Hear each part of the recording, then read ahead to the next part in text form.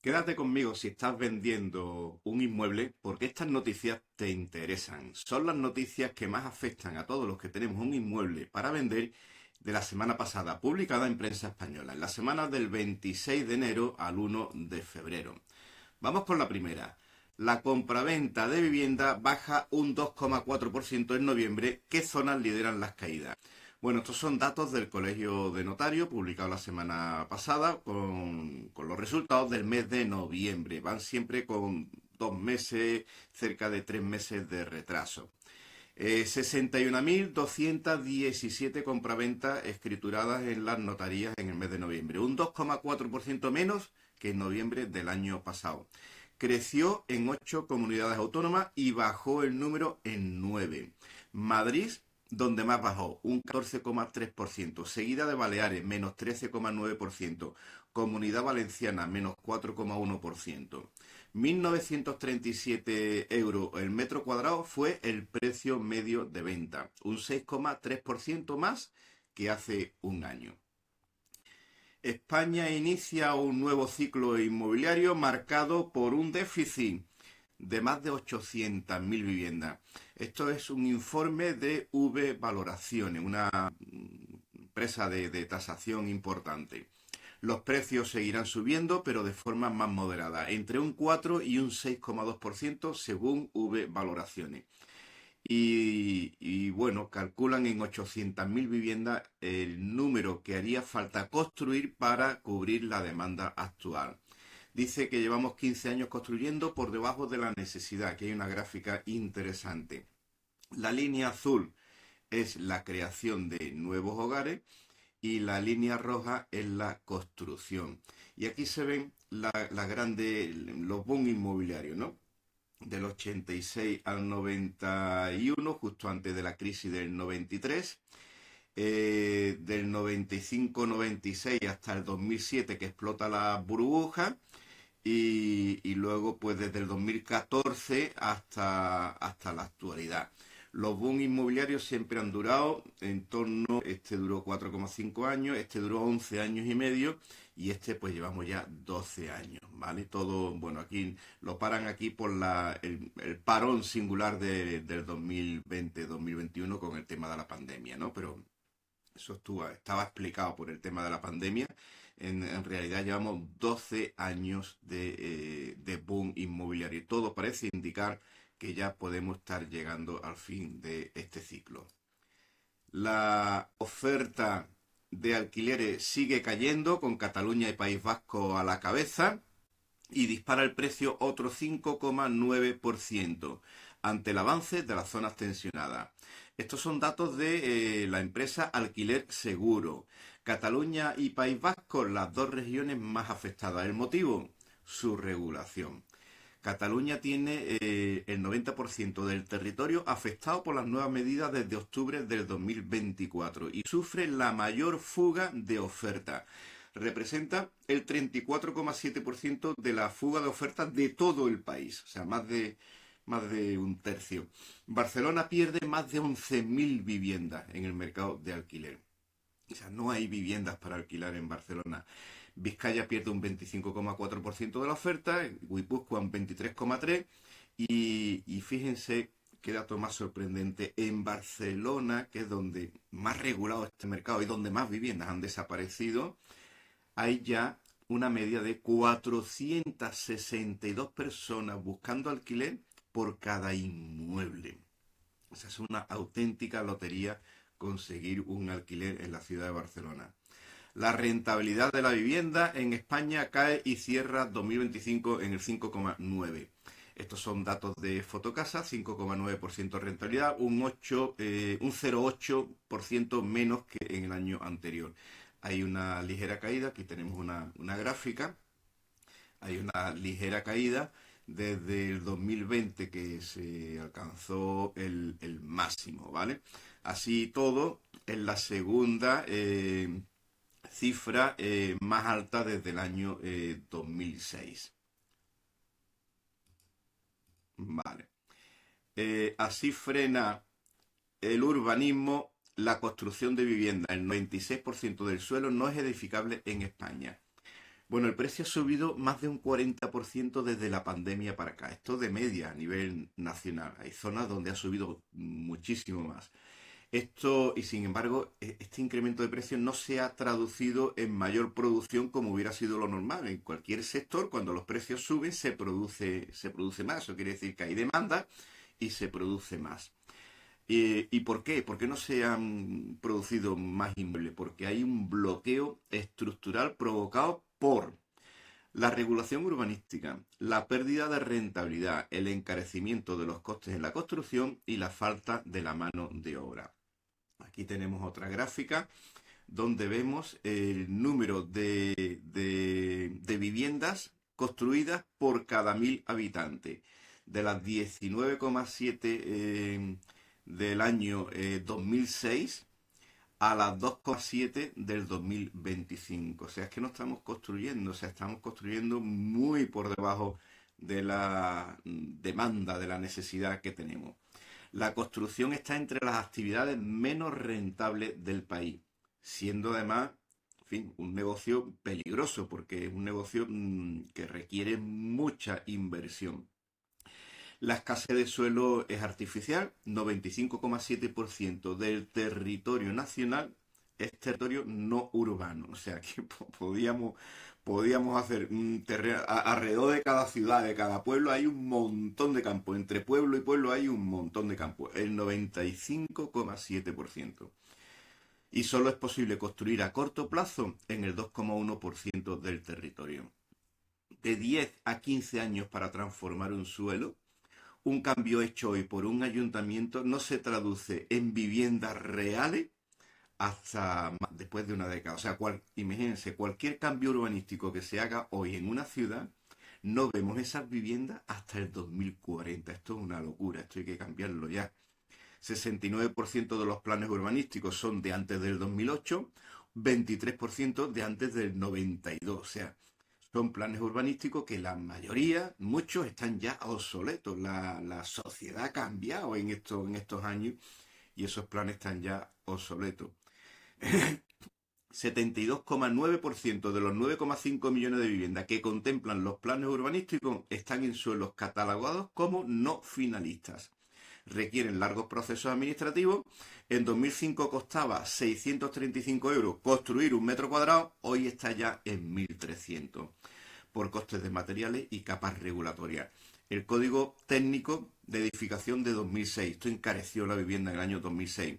El de eficiencia energética en 2020 la volvió a encarecer todavía más. Y la nueva legislación de 2025, legislación verde, que por ejemplo, entre otras cosas, ahora se exige que cuando se construyen edificios nuevos tienen que tener trasteros para mínimo el parking de 2 bicicletas. Claro, esto los promotores lo calculan en una media de más de 18.000 euros de incremento. Y claro, la pregunta que se hace, ¿no? La regulación lleva el coste del metro cuadrado a precios, la vivienda estándar lo lleva a precios de como si fueran viviendas premium, ¿no? La gente joven y la clase media lo que busca son precios asequibles, no viviendas premium. Pero en fin, así están las cosas. Las hipotecas repuntan un 12,4% en el mes de noviembre y anotan el tipo de interés medio más alto desde junio. Estos son datos del INE. 43.319 préstamos en el mes de noviembre. Un 12,4% más que el año anterior. Es su mayor cifra en el mes de noviembre desde el año 2010. ¿Cómo ha sido la hipoteca media? Bueno, pues ha sido al 2,97% de interés frente al 2,81% del mes anterior, o sea, los tipos de interés están subiendo. 25 años ha sido el plazo de duración medio y 170.771 euros el importe promedio, un 11,7% más que el año anterior. Y esto refleja el incremento del precio de la vivienda. El mercado hipotecario en máximos. Desde 2010 empieza a dudar de si podrá seguir el ritmo de precios de la vivienda. Los bancos ya se han dado cuenta de que no pueden seguir dando hipotecas con tanta alegría. De media ya son 20 años. Significa que el 40% es a tocateja. Bueno, como decíamos en la noticia anterior, mejor año hipotecario desde el 2010, más de 500.000 hipotecas y hay una loca guerra de hipotecas entre las entidades que están vendiendo incluso por debajo del Euribor. Están vendiendo las hipotecas por debajo de lo que a ellos les cuesta comprar el dinero. Y esto empiezan a preocuparse. Y además en muchas también dando más del 80% de financiación y los bancos están empezando a darse cuenta que no pueden seguir a ese ritmo y se están empezando a retirar, endureciendo los requisitos para conceder los préstamos. El Banco Central Europeo revisará los criterios de concesión de hipotecas de los bancos para evitar una nueva burbuja inmobiliaria. Bueno, en el Banco Central Europeo están preocupados de que el colapso del año 2008 no se vuelva a repetir y tienen miedo de que los créditos de hoy se conviertan en las moras de mañana, que los precios han llegado a los mismos niveles previos a los que teníamos cuando explotó la burbuja en el año 2007-2008 y es por ello que van a revisar los criterios de concesión de crédito. Van a monitorizar a los bancos para que no bajen la guardia, porque además tienen miedo de la posibilidad de deterioro económico a nivel global por la geopolítica tan revuelta que tenemos en este momento. Van a poner límites a la guerra hipotecaria en un momento en el que el precio no para de subir. Van a incrementar las dificultades para la financiación y esto pues va a dificultar aún más el acceso a los jóvenes y a la clase media. La banca vuelve a empaquetar sus hipotecas 20 años después de la crisis subprime. Bueno, esta noticia es un poco preocupante también porque estamos empezando a hacer las cosas que provocaron la crisis financiera hace 20 años, ¿no? La banca española vuelve a titularizar hipotecas. En el primer semestre del año pasado, Banco Santander titularizó 90.986 millones de euros. BBVA 19.574 y CaixaBank 19.138. O sea, aquí el que más está titularizando es el Banco Santander, pero con mucha diferencia con respecto a los otros dos que le siguen. ¿Y esto por qué lo hacen? Bueno, pues lo hacen para liberar capital, transfiriendo riesgo a otras entidades y disponer de capital de nuevo para seguir prestando. Pero hay miedo al pasado, a que repitamos los mismos errores de antaño. La confianza del consumidor de Estados Unidos cae en enero a su nivel más bajo desde el 2014. Se ha desplomado un 9,9 puntos respecto al mes anterior, en el mes pasado. Su nivel más bajo desde el año 2014. Supera incluso al año de la pandemia. ¿Y esto en qué se traduce?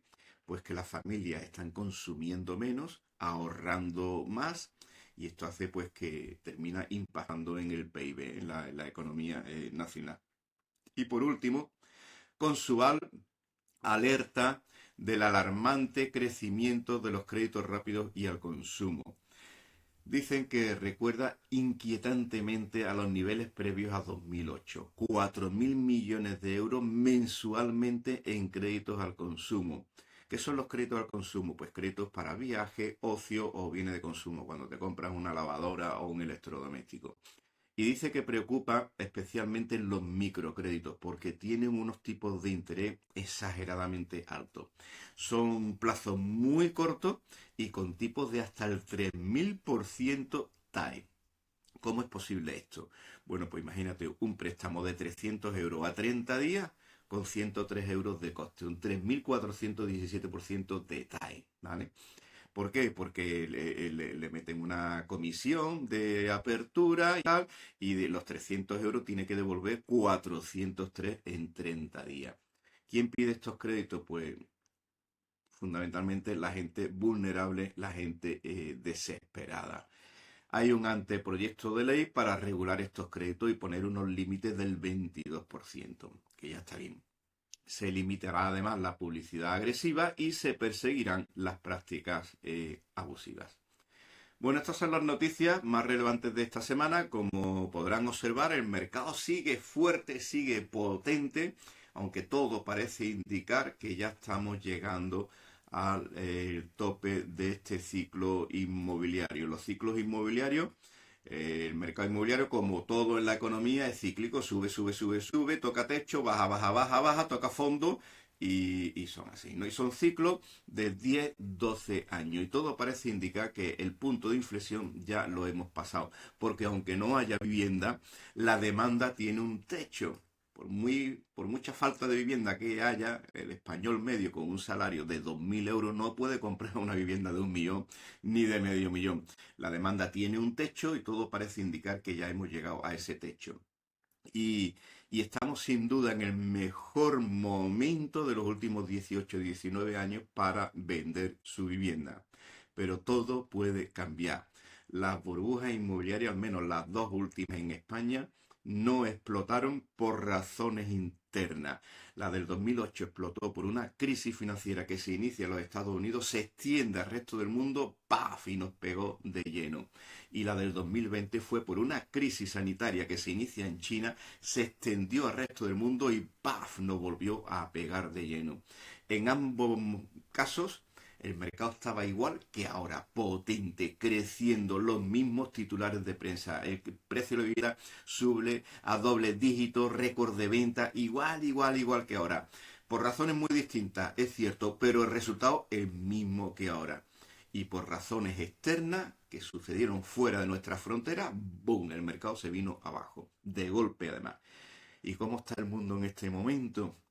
Pues nada más que hay que mirar un telediario que con lo que está pasando en Venezuela, que van ahora detrás de Nicaragua, Cuba y México, el conflicto en Oriente Medio, Irán en una guerra civil, la OTAN destruyéndose con Groenlandia, Rusia metida en Ucrania, China que amenaza con quedarse con Taiwán, o sea, el mundo es un enorme polvorín con unos cuantos de pirómanos deseando prender un cerillo.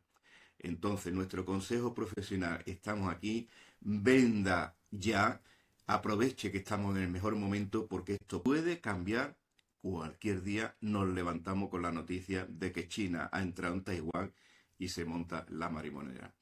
Nuestro consejo profesional, pídale al profesional que le facilitó este resumen de prensa que le elabore un estudio de mercado para determinar cuál es el mejor escenario posible de precio para vender su vivienda ya. Mejor esta semana que la semana que viene, mejor este mes que el mes que viene. Espero que le haya sido de ayuda y utilidad y nos vemos la semana que viene. Chao.